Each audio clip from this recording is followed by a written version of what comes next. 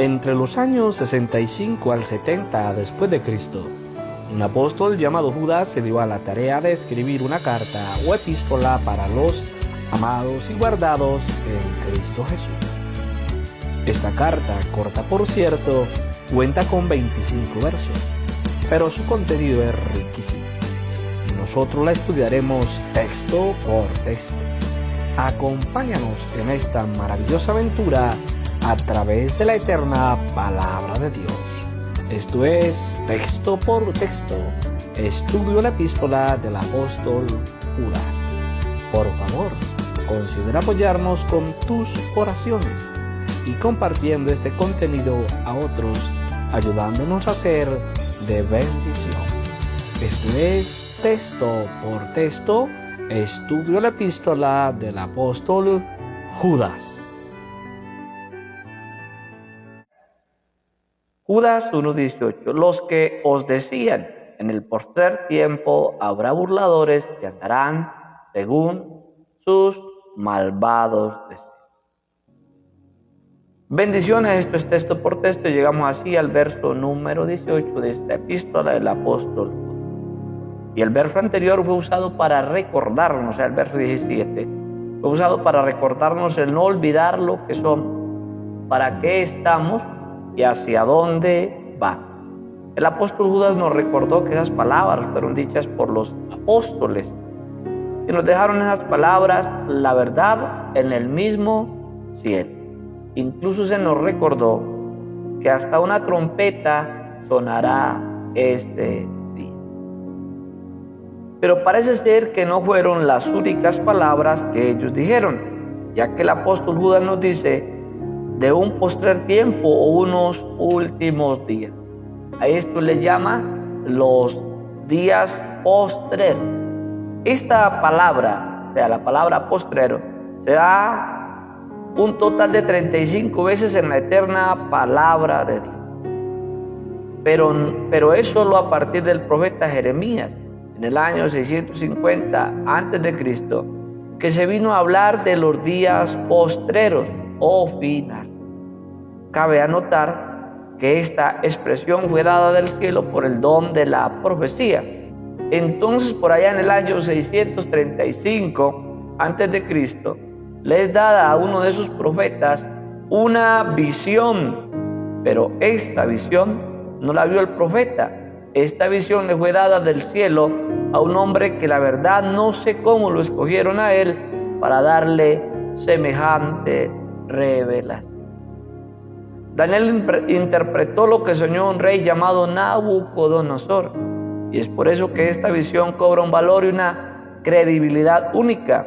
Solo escuche cómo lo dijo Daniel.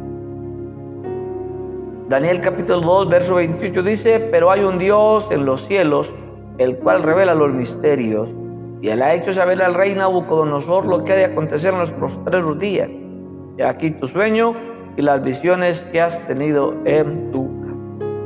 Si usted se lee ese capítulo 2 de Daniel, se dará cuenta de que la visión inicia en Nabucodonosor y va hasta el final de los tiempos o días postreros.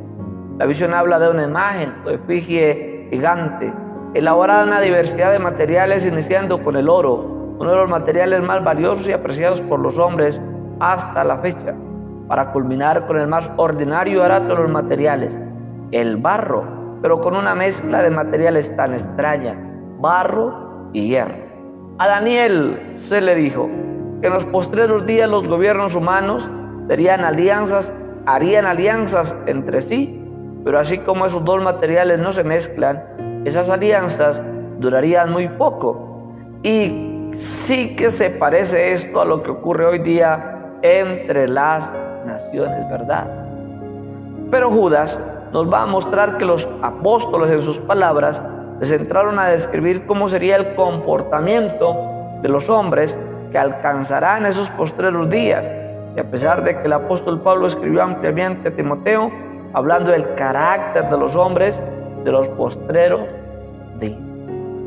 Esa visión o eso de los postreros días iniciaron en la boca o con una visión dada a un hombre pagano, a un rey llamado Nabucodonosor. Increíble que empezara en ese personaje, ¿verdad? Según Timoteo capítulo 3, verso 5, habla pues del comportamiento de los hombres en los postreros. En este texto 18, Judas nos habla de una práctica muy notoria en los postreros días. Esa práctica es burlones. Pero estos no son propiamente de esos que se burlan o hacen mofa de las cosas celestiales, de esos que el apóstol habló allá en el verso 16, que ya usted lo vio con nosotros, ¿cierto? Ya tratamos de ese verso 16 en una entrega pasada. Estos burladores son de aquellos de los que habló el apóstol Pablo en Gálatas. Gálatas capítulo 6, verso 7, Reina Valera del 1960, dice así: no os engañéis, Dios no puede ser burlado, pues todo lo que el hombre sembrare, eso también segará. Y es justo eso lo que estos burladores, de los que habla el apóstol Judas, hacen. Viven de acuerdo a sus malos deseos.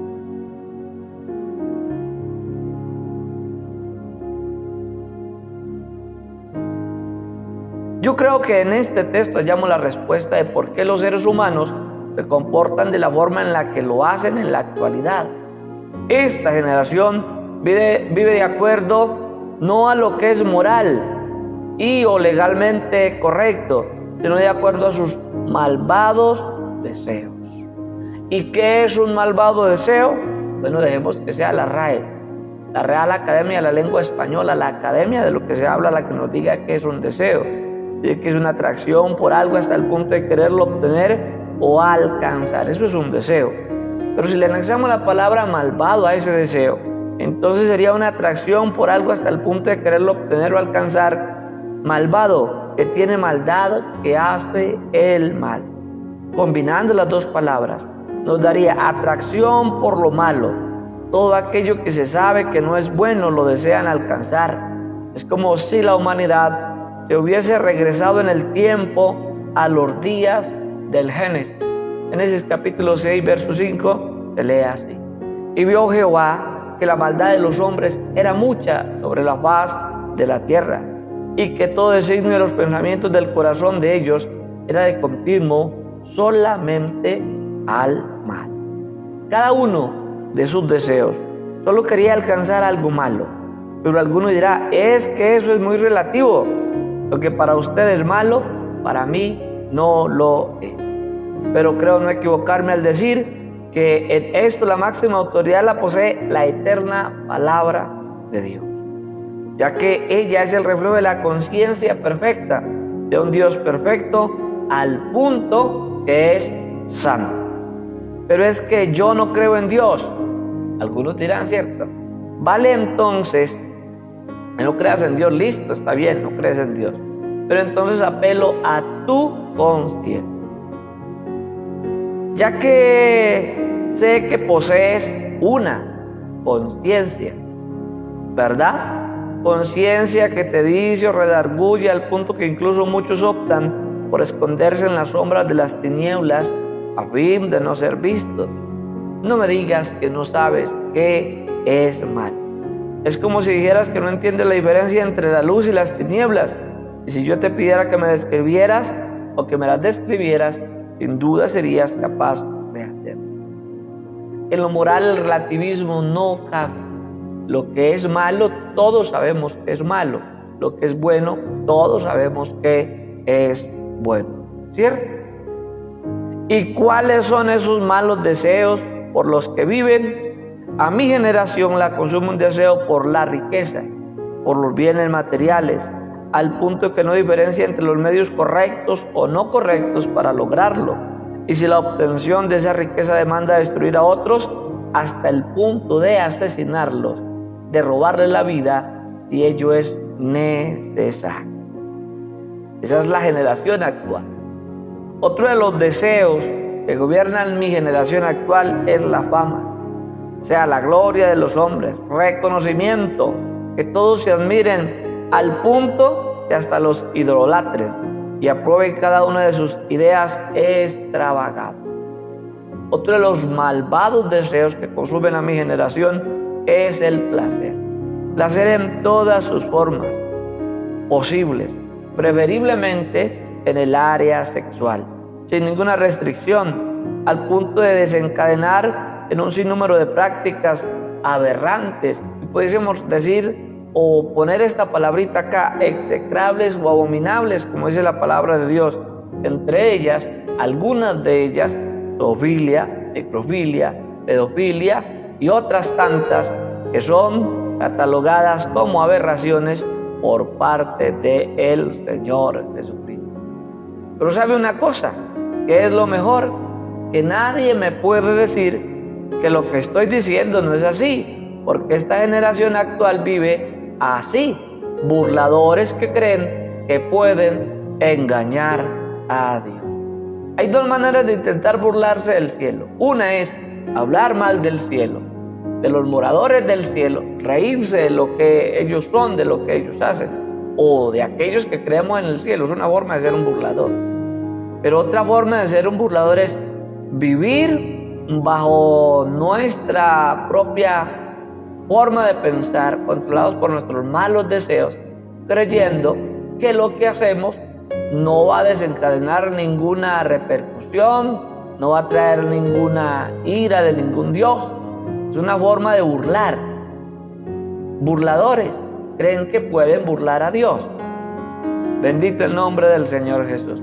Creen que se saldrán con la suya y que por eso viven bajo la influencia de sus malos deseos. Increíble, ¿verdad? Y en el peor de los casos, estos simplemente creen que con adoptar la doctrina o dogma del ateísmo, solucionan el problema con ello. O sea, si el problema es que hay un Dios vivo y verdadero que me va a juzgar, entonces digamos que no hay Dios. Listo, Él dejará de ser real. Si fuera tan fácil hacerlo, pues hombre, le quedaría muy bien al hombre. Pero Dios no va a desaparecer porque usted o yo digamos que no existe.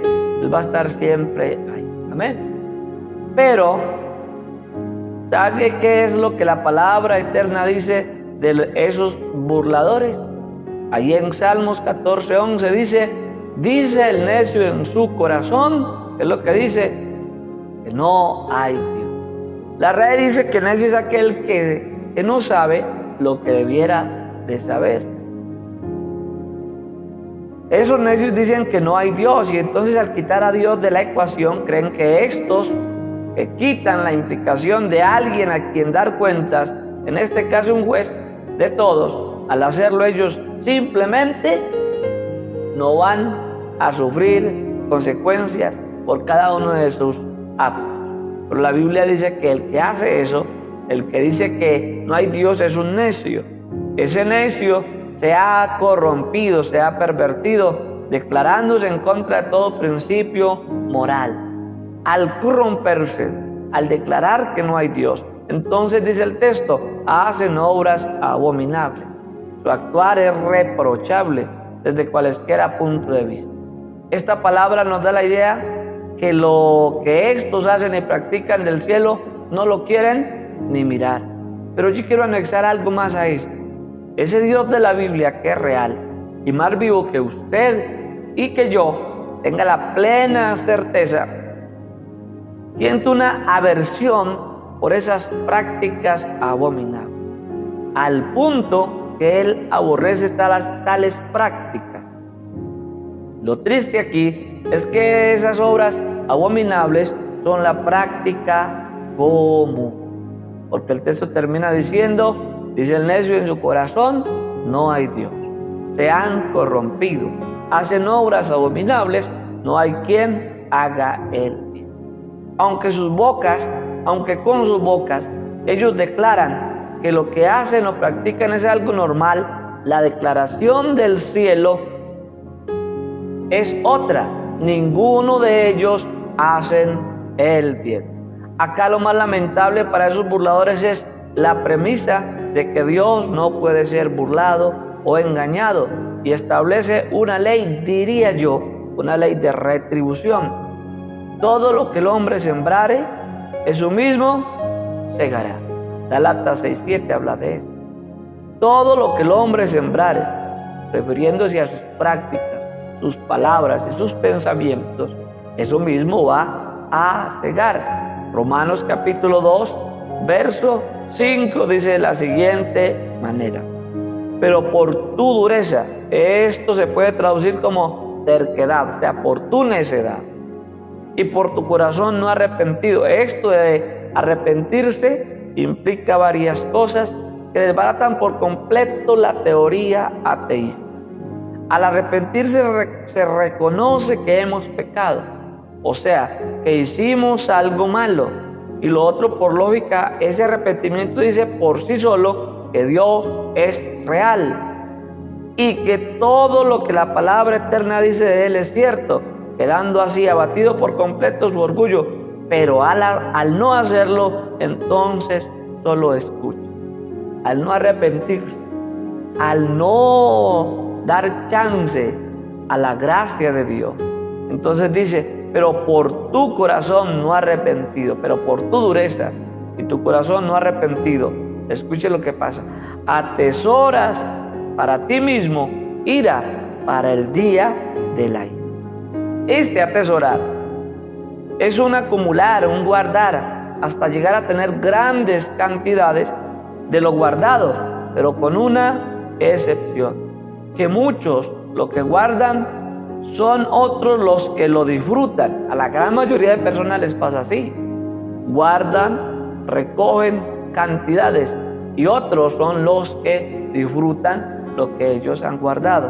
Pero en este caso, en este preciso caso, este tesoro solo lo recibe aquel que lo guardó, dándonos una idea de que viene un día en donde esto se dará, pero aquel día, cuando eso se dé, será inevitable reconocer de parte de quién es dado esto.